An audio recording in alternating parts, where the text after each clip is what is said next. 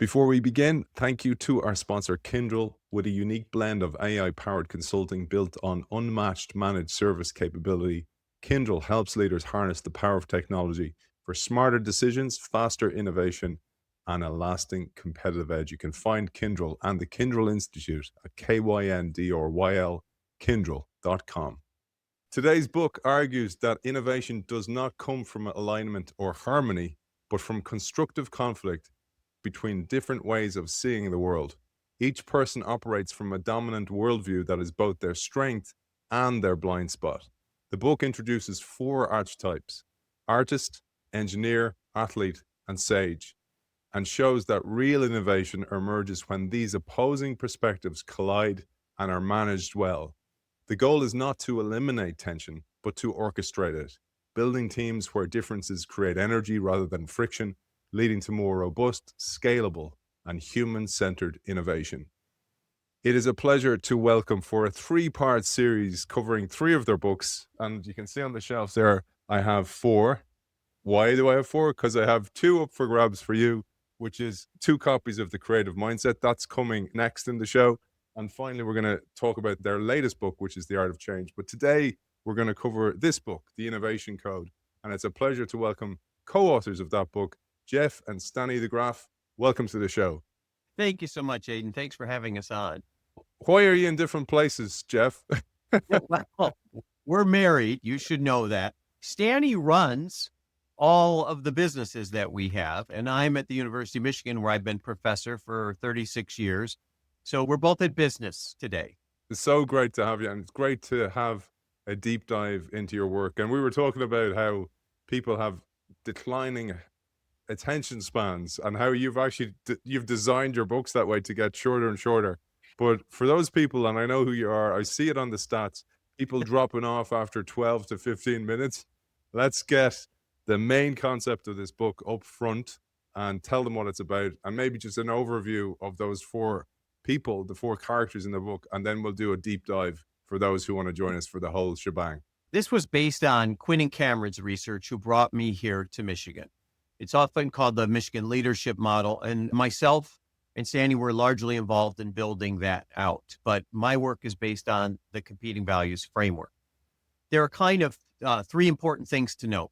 First thing is that there are different types, and if you think about like Myers-Briggs tests and things like that, there's always been typologies, but what was very different about this is to say every type brings a cost to it. It brings something positive and negative, and it's not a style issue. So let me give you an example. When you have efficiency, you eliminate slack. And when you have new market growth, you create slack. These are not style differences. And imagine this is a business school. So we started looking at this in a very analytical way so that one size doesn't fit all. So these 4 types are not just individuals, they're forces, they're market forces, they're organizational forces. They have to do with culture, competencies, communities, et cetera. So the first piece is organizations naturally have things that push against each other. That's point 1.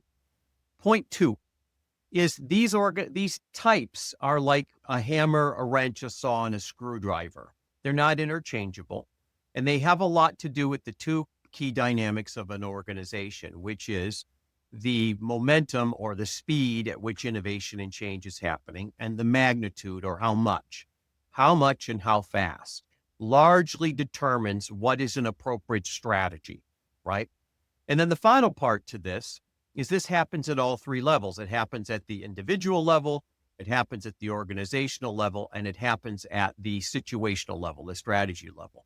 So this is basically a cosmology, if you will, and it's used by a lot of people. I know it's one of the top models in the world. I see it everywhere. I know the United States military and NATO have adopted all 3 books, right? So they want people to think this way. But I think the key that you just got to, which is the most important thing, which I think is our contribution to the model, which is that change and innovation is not driven by alignment. It's driven by constructive conflict. And constructive means not prejudice, not ad hominem, not trying to destroy a person, but using that tension to create something better. The biggest problem, and the person who shows up at every argument, every fight, every conflict, is yourself. And I love what you write in the book. You say our dominant worldviews are so intense that we lose the ability to think outside them. They give us blind spots. We become prisoners of our own ideology. Left by themselves, the pragmatic thinkers become bureaucrats. The big picture thinkers become chaotic. The goal-oriented thinkers become control freaks. The patient thinkers become irrationally enthusiastic. And the biggest obstacle you face on the path to innovation is yourself. I thought that was the best place to start, and the humility that we all need to lean into to realize that. I think innovation takes courage. I think that's where you need to start, because you have to acknowledge that you're not all encompassing. You don't know everything, right? It's that humility that you just said. It takes courage to know that, well, my opinion may be wrong. What you said is probably better than what I said. I didn't think of that. I was mistaken. And I think the act of acknowledging that itself takes a lot of courage. I think you have to be very self-aware of what your view really is. In fact, one of the things I tell students all the time is when they come in and talk about what they want to do, I always say, that's not the real question. The real question is, what are you designed to do? So what is your natural tendency to think in a certain way, to act in a certain way? And it doesn't mean that that's great. It just means that you have to know that that's your gift, but it's not everything that's required in order to make things better and new, which is what innovation is about. So what you really need to do is surround yourself with people who don't agree with you. People have very different ideas than you do. And this really came from, I'm one of the guys that built Domino's Pizza, and I was one of, Steve Jobs' guys. And so what you learn very early on, if you're in these places that are building, is that there's a lot of people who don't agree with you, right? And the object is not to win those arguments. The object is to work through it and to see if you can get to a better place, a third way, a hybrid way. And that's the key to the whole thing. Within any one of these quadrants, you're not going to be able to succeed fully. So let me just trot this out for your listeners. First of all, there are 4 quadrants, and they all represent kind of forces of innovation. The first quadrant, often called the forward position, it was originally called adhocracy. We call it the create quadrant, right? And the people who are in the create quadrant are typically artists. Steve Jobs is a perfect example. These are people pick up every pretty pebble on the beach. They have a high degree of tolerance of ambiguity. They have a high degree of risk. They constantly hedge, so they're constantly into too many things. And what happens is most things don't work in the forward position, but some things do. And this is why entrepreneurs often are found here, right? They're constantly, they're ideaholics. They probably should be in a 12-step program. I know I get accused of that a lot. That's the forward position. Now, the opposite of the forward position is the aft position, which is the control position, sometimes referred to as hierarchy, right? In the control position, we're going to find engineers. Now, why engineers are great? Engineers are people who are great with process, because there's a lot of complexity. Failure's not an option. It's something that has a lot of scale to it. You have to get big to do it. So the notion is that person is sort of the opposite, not sort of, quite literally the opposite of the create person. So you have the artist and the engineer, create and control. And I want to give you a real quick example. Think about, for example, what's going on with autonomous vehicles, right? Driving all around Europe. So it's the create person who's probably going to create the initial one. That's, Elon Musk or whatever it is in your part of the world. But then you have to build smart cities in order to make those things work. And that's a very different animal. It's a very different kind of person. So the first issue is the tension about how much, or the tension of magnitude. Now I want to turn that around and say, let's look at the other two. The other one is, we call him the athlete, and that form is what we call the compete form. Very much my generation, boomers, Americans, the horrible, all the stuff that people say about us. We went to the moon, we, made miracle drugs, built the net, beat the commies, that sort of thing. But, we created some social injustice and maybe ruined the environment, which is not the way. But very short term, very focused on goals, which is my generation. So you're going to see stock markets and athletic teams. This is something you should really be able to relate to. You're a rugby player, right? So the notion is it's about winning. And that's that whole culture. Now turn that around and look at the other side, which are usually our children. It's like, these are like millennials. And we call this area sage, and we call the forces collaborate, right? So they're collaborating. So their thing is they're held together by values, not by goals, right? And the notion is they're They're interested in, social justice and are we treating animals properly? And is everybody getting what they need? They're wonderful people, but they're the opposite of the generation. You see this politically all around the world. You can see this in businesses all around the world and the complaints people have. But this is the tension of how fast. Do I go really fast in a way that's not sustainable, or do I go slower in a way that's sustainable? Each one has their downside. So the create position, the forward position, is held together by vision. The aft position, the control position, is held together by process. The compete position, which is fast, is held together by goals.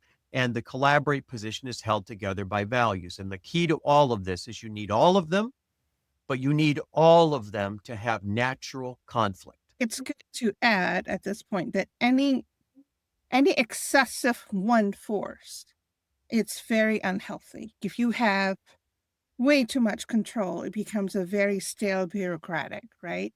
And if you have an excessive collaborate, it becomes more like a social club, a very, it could be like a very mean girl kind of thing, very inclusive, very tight, and very xenophobic, and so forth. So the key as a personal growth, you can decide to develop what you are weak at, but what we usually advocate is, one, lean on your strengths first. So if you're green, if you are an artist and you have a lot of great ideas and your gift is really all these different creative ideas and innovative thinking that comes from you, then start there. And then kind of surround yourself with other people who are good at all the things that you're not good at. I had an interview years and years ago. I got to have dinner with Sean Fitzpatrick, the former captain of the All Blacks. I know you can relate to this. And what stunned me was I was expecting this to be all athlete stuff, all about winning. But the whole conversation was about how they acculturate these junior people. It was all the opposite. It was all the sage stuff, right? That there was a lot of sage stuff. And this is important for your listeners to understand this. And that is, innovation isn't just about new ideas. You have to have the culture, the competencies, and the communities to build it. That's why universities, which are in so many ways, medieval. I don't know how to describe it. Right. I don't mean it in a positive way. It's ridiculous, right? But we produce so much intellectual property. And the reason is that this idea of capability in all four quadrants is kind of essential in these kind of communities. One of the things that came to me during the book, as you read the book, you go, not only is the interaction important, but it's at different stages in the life cycle of the company, different people step into the light and it's their turn to lead. And we just will be releasing this episode soon. It's a brand new book. You'll find it fascinating, particularly because you've done work with the Apple crew. It's Steve Jobs in Exile, and it's about the time Steve Jobs got fired and it was in Next. And what you see, what the biggest learning from reading that book for me was, because it's not covered in the Isaacson biography, is how he changed over his time and how he realized that being some mix of artist and probably athlete that he was, he created huge damage, and he damaged people psychologically as well. He wasn't good leader in the early days, but he learned to embrace different people. And, we talk about this with Pixar. He started to organize the organization where people would have these chance encounters and everybody to have their time in the sun. But what mostly comes out of is the life cycle curve of the organization equals different people and when they're needed most at the different parts. And you cover this where you show the S curve and the different people involved at the different times. I talk a lot about this, and we're not going to talk about it on this podcast. Staney does a lot of analytical work. We do a lot of work on predicting stock prices, right, using this model. But here's the thing. There's actually an economic model for this. And incidentally, this past year, the Nobel Prize was won by three people who supported Joseph Schumpeter. There's something called Schumpeter's scale, which is often referred to as innovation economics. And those of us who are kind of old timers, I used to have an office next to Paul McCracken, who was Schumpeter's last doctoral student. What Schumpeter said is that what Stanley and I work on, the innovation code, easily goes on Schumpeter's scale. So Schumpeter put it this way. Schumpeter said organizations are founded by entrepreneurs. He actually brought the term back. It's an old 17th century French term. And those are what we call the artist. And he says the artist does all kinds of stuff because they're brave, but they can't get their feet under them. Then Schumpeter basically says what happens after the artist is that the athlete comes in. So they focus the artist. So now what's called the sigmoid S. Now the curve begins, what you're talking about, Aidan. The curve begins. And this is absolutely true. Remember, Nobel Prize this year on this. Third thing he says is after that, the sages have to come in because we have to build an organizational culture. We have to bring the right people in our community. And he says at the end, we have to bring in the engineer because we have to control things. We're at scale. Now, what Schumpeter also says is he calls this the point of creative destruction, right? This is such a key idea. And what Schumpeter is saying, I want your listeners to understand this, is so radical that almost nobody can get their head around it. He's saying Adam Smith is wrong. This is what everyone needs to understand. He's saying organizations are not destroyed by competitors. They're destroyed because they can't change their dominant worldview. They can't get out of their own thinking pattern, right? And because they can't get out of their own thinking pattern, what happens is when the point of creative destruction happens, they just double down. So we've all seen it. We've all seen General Motors, when they got in trouble, rather than opening up the playbook, because they have incredible science in the back room, wonderful technologists. What they did was double down on KPIs, double down on the hurdle rate, double down on portfolio management, and they ran it all the way into bankruptcy, right? We see it everywhere. So I think what you're talking about with Steve Jobs, this is certainly something I could relate to. So this is not about entrepreneurship. This is about how do big companies remember how they got to be big companies, but do it in a radically different way. So what's happening is since the year 2000, I think we've had 9 Nobel laureates, 9, said behavioral economics. Some of them lean toward Schumpeter, but this last time they basically said Schumpeter's right, Adam Smith was wrong. It's brilliant. And out of this, so we talk about the importance of the constructive conflict and the culture to enable that. And everybody has an understanding of their blind spots. They understand their weaknesses, not in the cringy way, like tell me your weaknesses in the interview question, as you call it in the book. But it's to know that you're not going to be good at everything and then embrace the person in the organization who is good at that thing. But the struggles that happen, and mainly 2 struggles that you call out, the ones between artists and engineers and sages and athletes.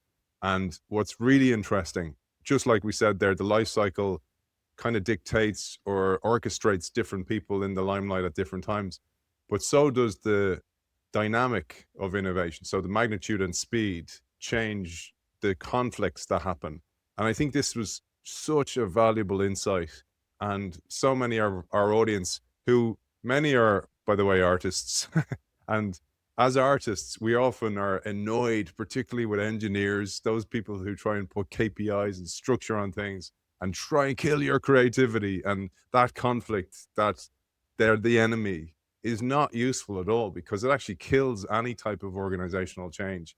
But I'd love you to shine a light on this, the conflicts, but most importantly, the conflicts within magnitude and speed. Let me just lay out a couple things. I have a big sign in my office here at the University of Michigan that I think people would like me to take down. And it says, organizations love innovation, but hate their innovators, right? So first of all, everyone needs to know these are table stakes. Innovators add deviance to the organization. Innovators stand at the edge of the circle. They don't stand in the middle of the circle, right? So the notion is the organization has 2 functions. It has to stay alive and it has to grow. And you have to understand these are not style issues, right? So the innovators represent we have to grow and the operators represent we have to maintain. And those are things that you both have to do. It's like real life. It's like yourself. You want to grow and be a different person, grow during your life. That's part of personal development. We all want that, but we also have to keep one foot in something that's stable. The house, the marriage, the career. You don't want to just move one way or the other. And remember, when people do those things, it's because they're in a crisis, and the risk of staying where they're at and the risk of trying something radical is reversed. We call this the 20-80 rule. It's easier to change 20% of an organization, 80% than 80% of an organization, 20%. The reason is they're in a crisis. Same is true when you're on a roll. But the point I'm trying to make here about this is that there are there are underlying dynamics that are even beyond the dynamics. Organizations are never going to love innovation. We all talk about Steve Jobs now that he's gone. Somebody who knew him when he was alive, it was a little different situation. So let's talk about these tensions. So first of all, industries and people have footprint. They have a natural tendency, like being right-handed or left-handed. So the tension between the artist and the tension between the engineer is supposed to be that way. That's why you see in organizations a tension between marketing, which is an artist's function, and manufacturing, right? One tension has to grow and one tension has to maintain. And if one goes too far, you're in the negative zone. Or if you short something, you move to the negative zone. Or if it doesn't fit the situation, because situation awareness is really important. Yes, boy, I'm so glad you said that. For example, this is what I think your listeners will understand, so it's not abstract. Is it a bull market or bear market? Right? That's not about you. It's about what is the situation. You know, strictly what we do with the military. I mean, these are life and death table stakes, right? You have to be able to be situationally aware and you have to be adaptive. This goes back to your own work, Aidan. I mean, the whole idea of adaptability is kind of key to all of this. So the first tension is the tension between I'm growing, I'm expanding, I'm discovering, and I have to build the stupid thing, right? At scale. The second tension about speed has a lot to do with the situation as well. I mean, if you're in a situation where you're getting taken over or you're going to lose your job or it's a sports situation, you only have a limited window. You have to be in what we're going to call the attack mode. You have to be attacking, right? On the other hand, right, if you're in a situation where the long-term development of your firm is what you're trying to do, or yourself, you go back to college, you invest in people around you, right? That's a development mode, right? So the tension, and there's always going to be that tension. So finance and HR are naturally antithetical. One is trying to grow people and spending money, which is not going to return, and one is trying to get to someplace faster. Just want to emphasize again, though, because we're talking about the life cycle, right? There are important roles in different life cycle organizations, but also there are important practices that are more suitable for certain situations than others, right?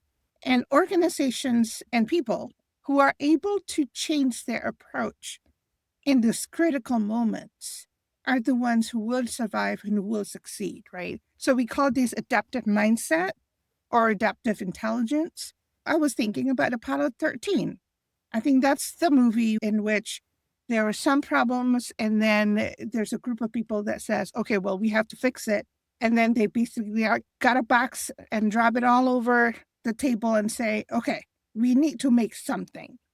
That's a definite switch from the engineer mindset into the artist mindset.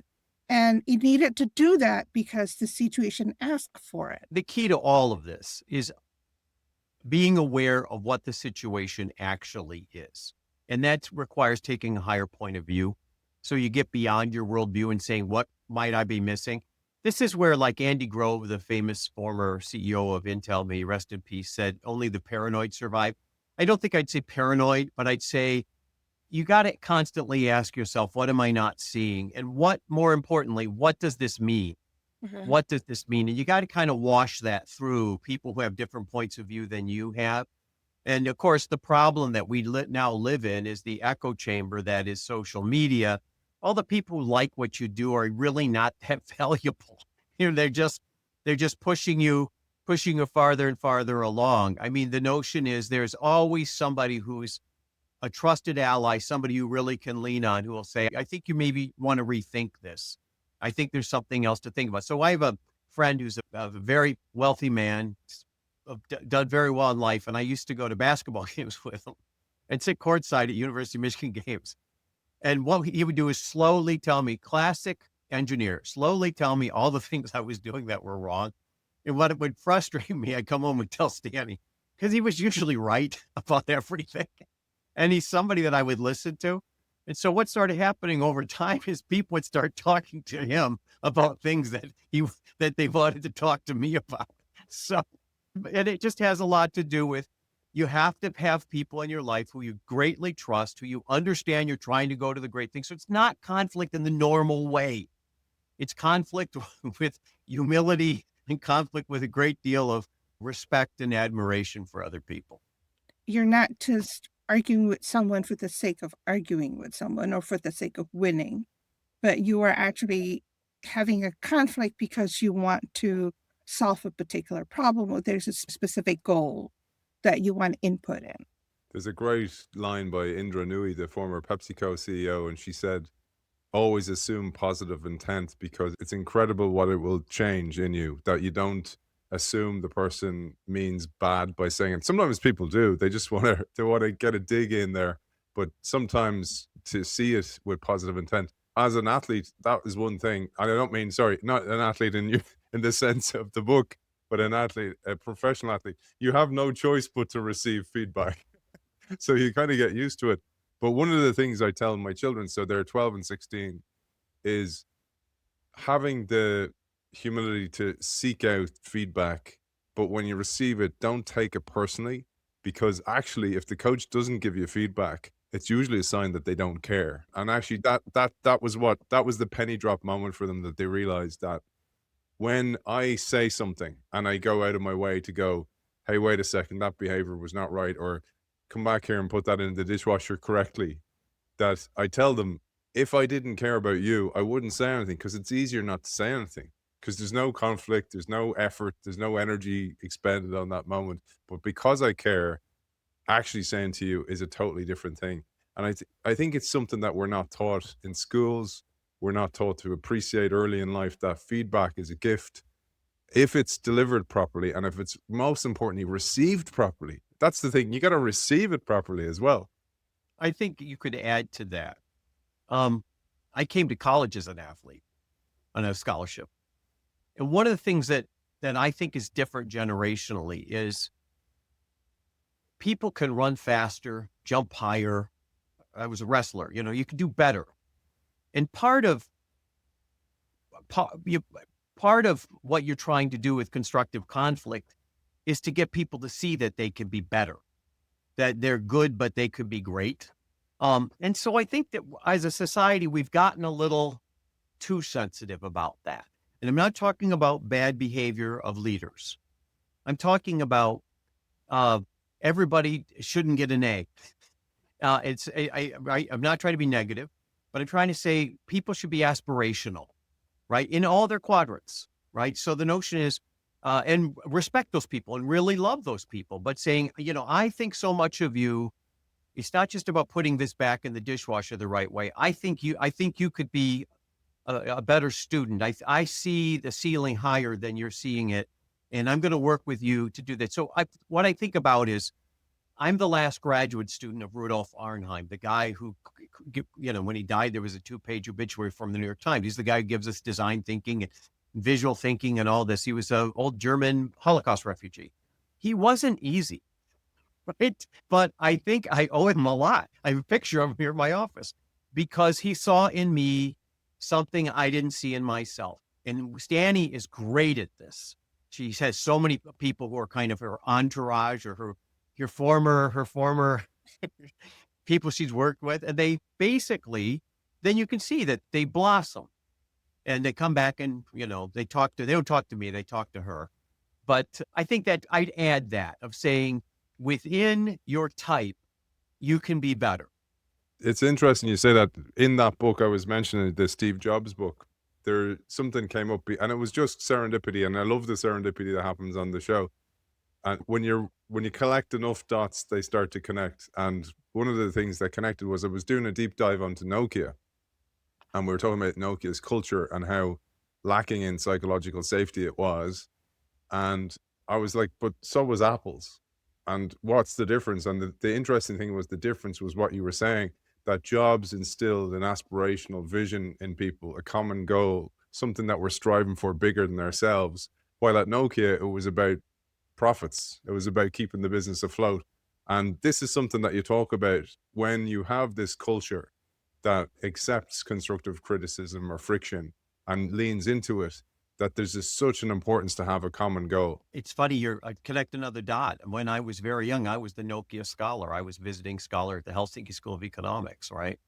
And so when Nokia was growing, right? And Yeah, it was a different culture when it grew as opposed to the culture it created once it got big. And that's a classic example, again, of Schumpeter's scale. It got stuck in the control function.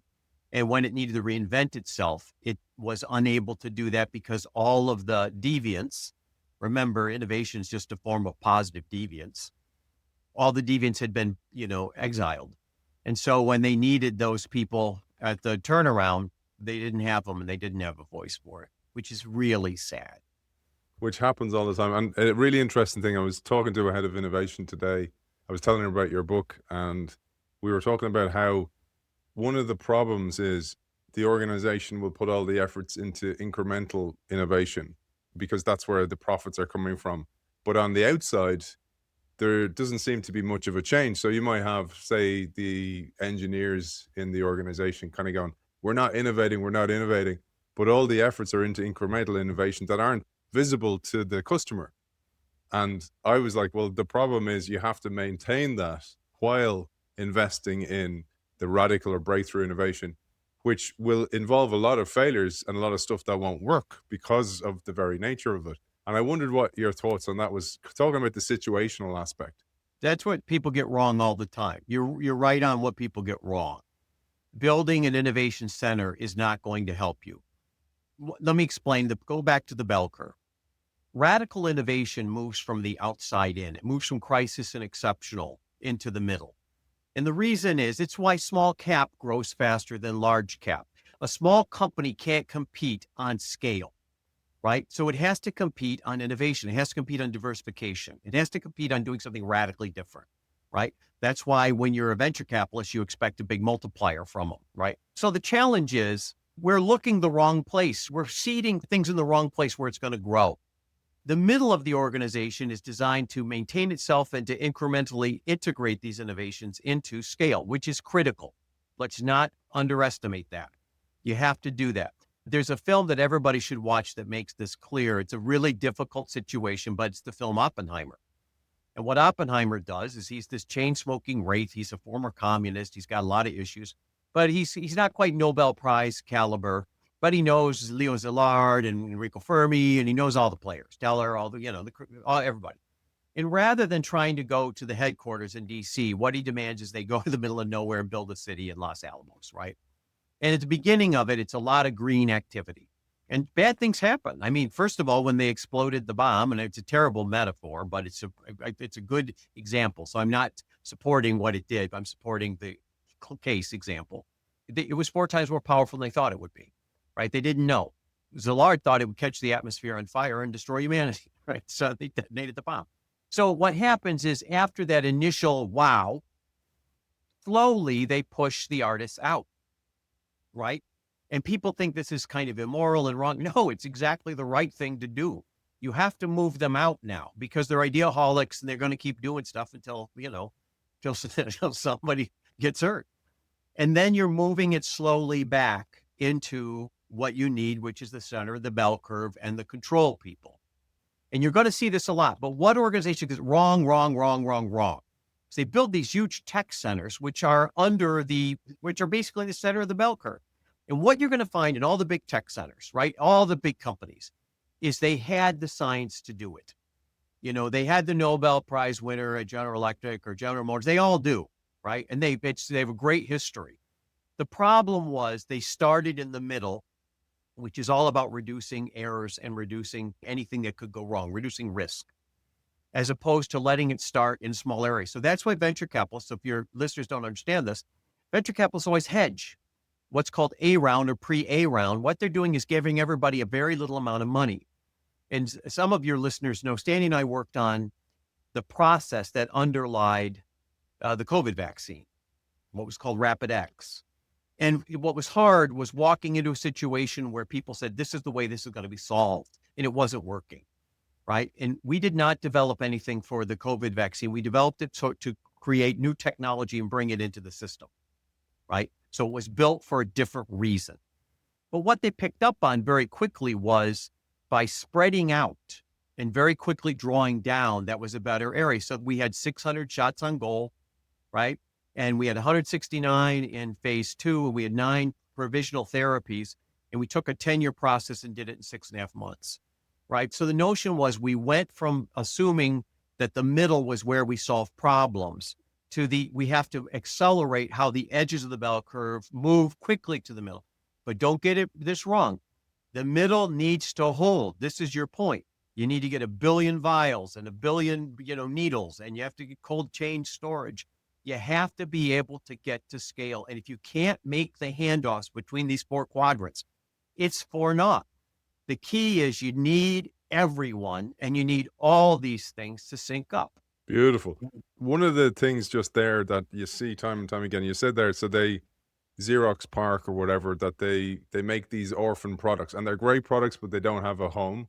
And Clayton Christensen's idea of have an innovation theater, sorry, it's Freudian slip, have an innovation team outside, way away from the company, because they'll be infected by the sucking sound of the core, is what they said in the book Dual Transformation.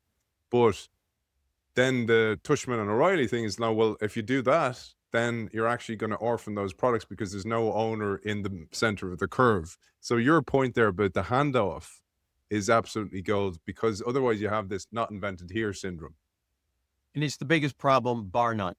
The handoffs are, I could tell you from a lot of experience, Stanny and I have been in half of all the Fortune 500 companies, right? The big organizations that we're in. The handoffs always are the problem. So the first thing you have to find is where these different forces are supposed to transition to the other force. And that's where it all falls apart. And Selig, to your point, and in your book, it's a leadership issue. And just on that, so one of the places that's often overlooked, we had Chuck House. You probably worked with Chuck in HP, and he wrote the book Permission Denied, literally about positive deviance. And he won the Deviant Award from HP for not doing what he was told. But he said something really important. He said, I had this realization eventually that my job was more to be about education. And you talk about this at the end of this book in the Innovation Code. You talk about the importance of education, but actually that the innovation team have to, in a way, be educators. And that's why I transitioned from innovation into actually doing what I do today, college professor like you, writing about it, because I'm trying to actually make it understandable at a very basic level, because that's where I see it getting clogged. And one of the places, the handoffs that don't happen, which Chuck said, was my sales team. He said, when my sales team understood it and didn't have to think too hard about how to sell it, that's when things started to change. Boy, Chuck was amazing. And Hewlett Packard, when he had him, was amazing. And that's why Tom Peters used to write about him. What you're getting at is so essential. When we go in to build things, we don't start with technology. Both of us have technology degrees, advanced degrees in technology, right? You start with culture, competencies, and communities, and they all start with leadership. So the way in which we build these big ecosystems is like a university. Step one, everybody has to learn a very basic map so that they can be adaptive. It's like a meridian map. So you do that at orientation, and 200,000 people do it, right? That sort of thing. Step two, you find those people who are extraordinary at being on an innovation team, and you matriculate up to leading a team. Well, that's a different form of training, and that takes a little more time. We're big believers in see one, do one, teach one. You don't learn to be an innovator in a classroom. You learn to be an innovator. This is why we built the original Innovatorium, right? 20 some years ago, right? We coined the term, right? We coined the term for that. So the notion is then they have to do it. They have to learn it of like an old guild, like the old masters showing them how to paint or grind paint and stretch canvases. And then the final step is that you build innovation organizations. And again, this is what brought a lot of these very big organizations into this, including like the American Medical Association and the League of American Orchestras, et cetera. But the key is you matriculate up and train down, meaning that the people who are at the top, which you spend a lot of time on building organizations, are training the team people.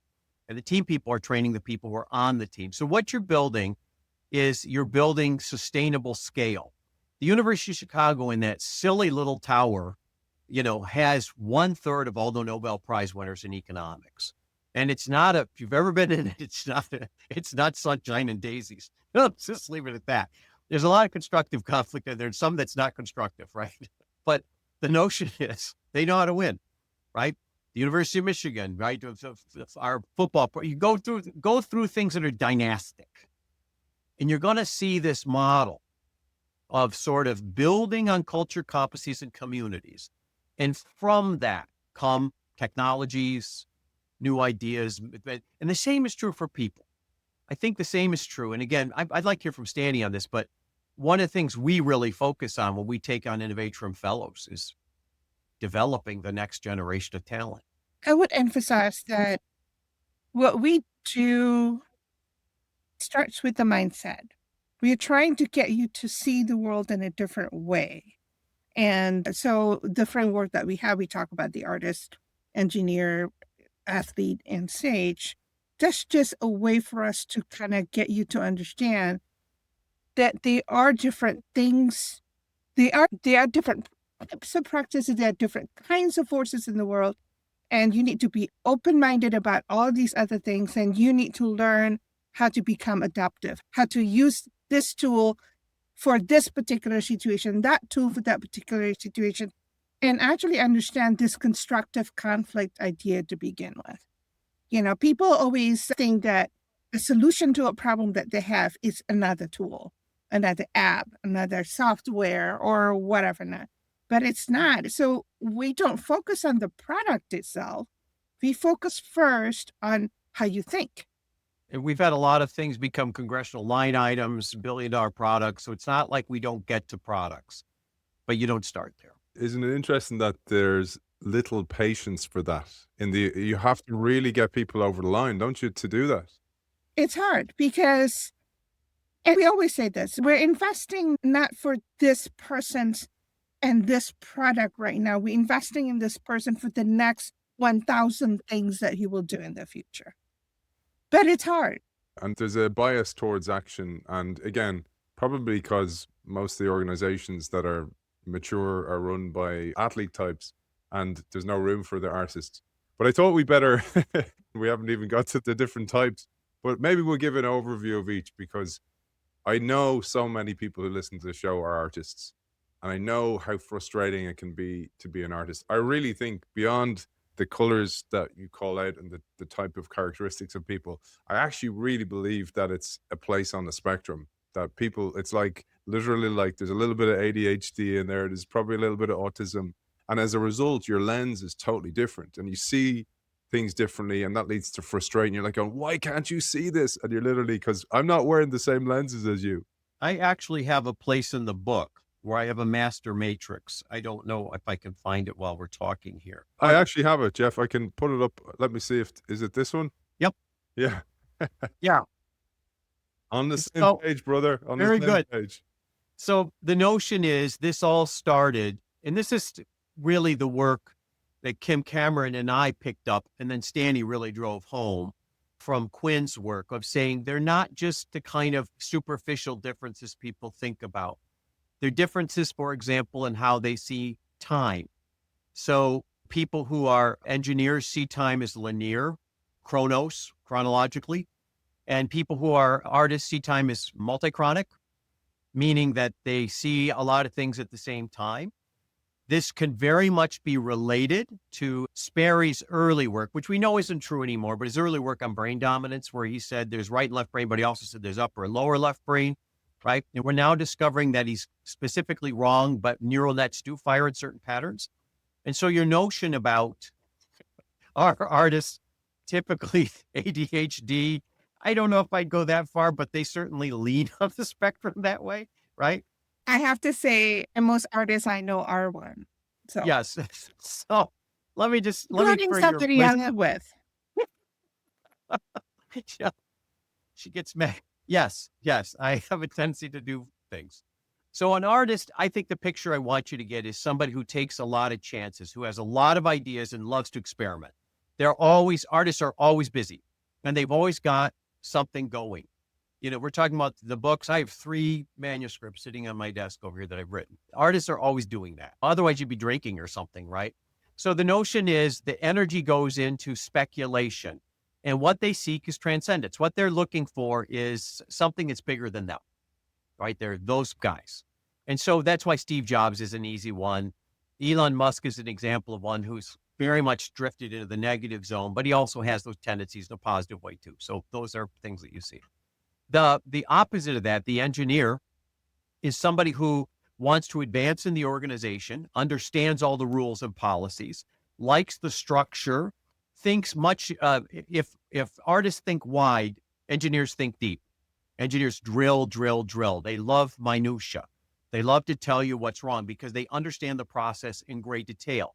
Whereas the artist has just got a vision of what can be built. The engineer has to actually build it. So think about an artist like an architect and an engineer like a contractor. An architect goes, it's going to have windows everywhere and it's going to sit on the side of a mountain. And the contractor goes, actually, no, it's going to have some windows and it's going to sit kind of near the side of a mountain, right? So you're going to find artists typically in places where marketing, new product development, you're going to find them in places where there's new ventures, and you're typically going to find engineers in places where they're operational, manufacturability, quality control, MIS. Think about what's going on with AI. But think about now AI for just an example of this.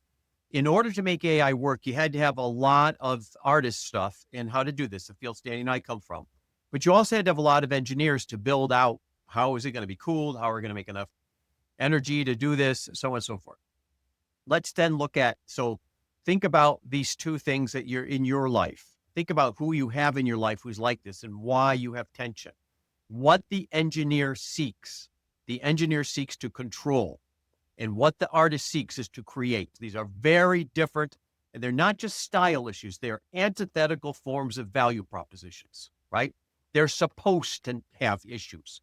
If they're not having issues, something's wrong. Your organization's sick. Conflict is not the end of innovation. Apathy is. Over-alignment is, right? That's how organizations die, not conflict. Now, conflict's got to be constructive. You have to work to make it constructive, like a relationship, right? You're going to have conflict, but you got to be constructive. Now, let's take a look at the whole idea of the sage and the athlete. So the sage are people who are very interested in what's fair, what's ethical, right? What your values are. So you're going to see a lot of these people talking about community building, talking about how do we share knowledge. They're not going to acknowledge a lot of things like intellectual property rights because we should all take advantage of stuff. So they're very democratic, small d, right? So because of that, their compass is about what has integrity. Now, I want to point something out to your listeners. This is the hardest group to change. Believe it or not, they're super hard to change because they're true believers in the values that they have, right? And you can take this in any direction your readers or listeners want to take it. Well, the opposite of that is my generation. It's the athlete. And the way my generation was brought up, everything was graded on a curve. Right? Oh, don't send your ducks to Eagle School, Darwin on steroids, or maybe more accurately, Herbert Spencer on steroids. But the notion was, it was all about goals. It was all about, did we achieve our goals? Did we win? Did we beat the other guys? Don't worry about whether it was ethical or not. Don't worry about if you were injured and kicked off the team. We got to the moon first. It's a lot of that stuff, right? And so you can see between these generations, and just look at Europe right now, for crying out loud. You've got the same thing that we have in the States, but because you're all different countries, it's a little harder to see. But what I'm seeing everywhere is this older generation is looking at what are the results did we get? Did we achieve our goals? And I'm seeing this younger generation, and this is, of course, a generalization. I'm seeing the younger generation say, well, is this a just civilization that we want to live in? Is this how we want to live? And it's not that these are all good people, but these are the tensions that you see between the four types. It's important to add at this point, though, that we're not one color. None of us is just one thing, right? We are a mixture of these things, and we tease this out. We tease the forces out, so it's easier for us to recognize it and acknowledge it and know what to do with it. I was saying to you before we came on air the importance of education. People say to me all the time with the show, with all the books behind me, that do you not get bored reading those books? And it's a different reason I do it. I actually do it to learn, because the more I learn, I actually find I can understand. It's almost like I can step inside the shoes of that person and kind of go and see the world from their perspective. So I'm not condemning them, because in the old days, as a head of innovation, I did. And one of the things you call out in that book, and I think this is gold, you said the old guard is not your enemy. They are often merely attached to a pre-existing set of rules, a sacred cow that needs to be updated. And they, in their mind, are doing what they think is right. And actually, you're the enemy. And in that is the problem, that you're both right, but until you actually get on the same page fighting for a common purpose, the whole system is doomed. Remember this, your listeners should remember this. The more somebody fights a change or innovation, the more they believe they're protecting something sacred. Absolutely. And, one of the things we just didn't mention, we probably should get in there, is the sage's greatest gift is also their downfall, which is their patience. Yes. The sages and artists are all about future oriented. They're oriented going in the future. The bottom of the model, the engineers and athletes are present oriented, right? And so you see both the whole idea of maintain and grow also in where you are in the model. So the object of this, I come back to the earlier idea that there are stages of development, like a child, in which we all go through, right? And typically we start in the artist stage and move all the way to the end, which is the engineering stage. Doesn't mean it has to work that way, but it typically does. So what the challenge is, if somebody wants a radical new solution, the problem is that they typically build some kind of Byzantine, complicated process, which is what an engineer would do. And they expect to get the radical new solution. You see car companies do this every day, right? And the notion is what they want is the right thing, but how they want it is the wrong area. This is my metaphor of using a hammer, a wrench, a saw, and a screwdriver. You need all of them to build a house, but they're not interchangeable. And that's what you need to teach people, right? Where are we at in the process? What is the situation? What skills do we need to have here? And this is a lot of stuff that we build for these very big, complicated organizations. So, how do we actually do it? You also always mention this. The worst possible strategy is an increasing share in a declining market. Yes. I think about the best saddle maker in the world, or at least in the United States, was a place called Worthington Saddles, and they made like 1 million of them in 1900. And they're still around, but I think they make like 1,000 of them a year now. And the notion is they're the best saddle maker, but that just means you're the last saddle maker. What I'm really concerned about with this, to be quite honest, Aidan, is I've written a lot about this, and I've spoken at a lot of these big conferences lately about this. I think universities are going through this. I think the big universities are moving last. I think we're losing our edge, right? All the universities in the West in particular. And I think what's interesting is the smaller universities that are going under, these colleges are going under everywhere, we're seeing far more dynamic and interesting things out of them. The reason is they're existential. They have to do it to survive. So what I'm worried about is the big incumbent universities. Of course, I'm at one. I'm worried that they're going to be the last ones to the party. It's funny you say that, because your fellow Nokian, which was Timo Partanen, he's a college professor in Adelphi University just up in New York, up north from you guys. He was saying that he feels the same. He actually said it on the show. He said, I feel they're having their Nokia mobile moment, many of the colleges across the world. So and Gary Hamel, he said it on the show many times as well. So you're not alone in thinking that way. They're going to become good saddle makers. Gary was a graduate student when I first got here. No way. Wow. Yeah. I love the way the dots connect like that. And, you mentioned Kim Cameron. I've been in touch with Kim for a long time. He's friends of Ed Hess. Yeah. Ed put me in touch with Kim. Kim, we have to find just time to get him on the show. Also, Robert Quinn. I have all those books over there as well. So the dots connect in incredible ways. It's been an absolute pleasure. And I want to tell our audience, we didn't even go near the examples in the book. There's so many examples. There's profiles of who you are, etc. It's, for those of you who don't have time to read, this is a joyful book to read. It's simple, it's to the point, it's concise, and it imparts so much knowledge. It'll have you thinking, and have you thinking in a simple way. It won't drown out your week where you don't have time to do anything else. We're going to cover 2 more books coming in the future. Don't forget, if you sign up to the Innovation Show Substack, you can be in with a chance to win that Creative Mindset book as well. But also, I'd like to ask you guys, where's the best place for people to find you? You mentioned keynotes.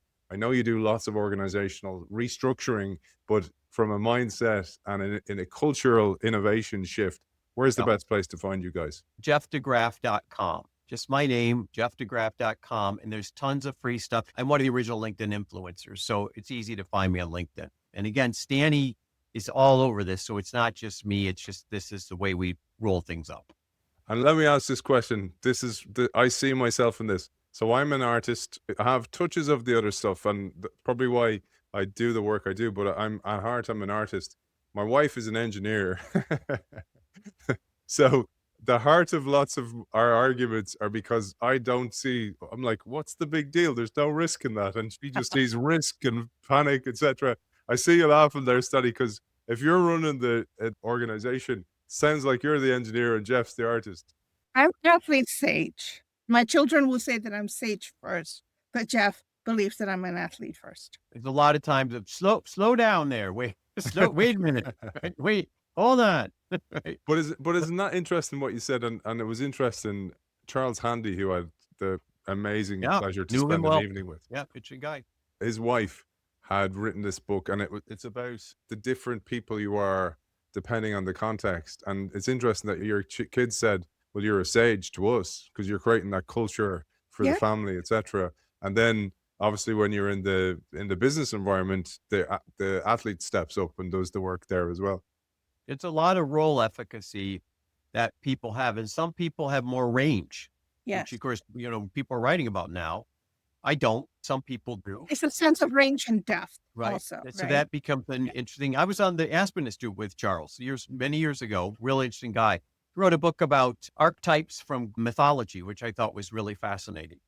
Yeah, absolutely. It's a joy doing the show. It's a joy having you guys on it. And I'm looking forward to, we're going to be recording part 2 next week and then part 3 the week after. And again, I have some beautiful copies up there for grabs. It's been a pleasure joining you, authors of The Innovation Code, Stanny and Jeff DeGraff. Thank you for joining us. Thanks, Aidan, for having us. As always, thank you to our sponsor, Kyndryl, with a unique blend of AI-powered consulting built on unmatched managed service capability. Kyndryl helps leaders harness the power of technology for smarter decisions, faster innovation, and a lasting competitive edge. You can find out more about Kyndryl and the Kyndryl Institute at kyndryl.com.